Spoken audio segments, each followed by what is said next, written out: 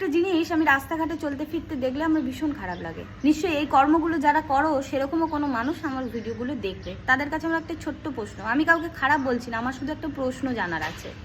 দেখবে রাস্তাঘাটে নদীর চড়াইয়ের পাশে কোনো বড় গাছ থাকলে, রাস্তার ধারে কোনো বড় বট অশ্বত্থের গাছ থাকলে, সেই গাছের গোড়াতে কত ছোট থেকে বড় নানা ধরনের মূর্তি ফেলে দিয়ে চলে যায়। কারণটা কি হয় যে কোনো ভাঙা মূর্তি যেটাকে বছরের পর বছর পুজো করছো, কোনো কারণে তার মধ্যে খুঁত বেরোলো, সেটা রাখলে বা 2-3 দিন পরে যেটা একটা নিয়ম থাকে যে পুজোর পরে সেই মূর্তিটাকে নাকি ঘরে রেখে দিলে ঘরের অমঙ্গল হয়, তাই তাকে বাড়ির বাইরে তাকে রেখে আসতে হয়। কেন রেখে কেন আসবেন? আপনার বাড়ি যদি কারুর কোনো হাত পা মাথা ফেটে যায় বা আপনার নিজের যদি কিছু দুর্ঘটনা ঘটে, আপনি কি করেন? সেটাকে ঠিক করার চেষ্টা করেন, চিকিৎসা করেন। যদি না ঠিক হয়, যদি তার মৃত্যু ঘটে, তাহলে তার একটা সুন্দরভাবে সৎ কাজ করেন। তাকে বাড়ির বাইরে এমনি নিশ্চয়ই মৃতদেহটাকে ফেলে আসেন না বা অসুস্থ মানুষটিকে ফেলে দিয়ে চলে আসেন না। তেমনই যেটাকে আপনি ভগবান হিসাবে দীর্ঘ বছর পুজো করে এলেন, যাকে 2 দিন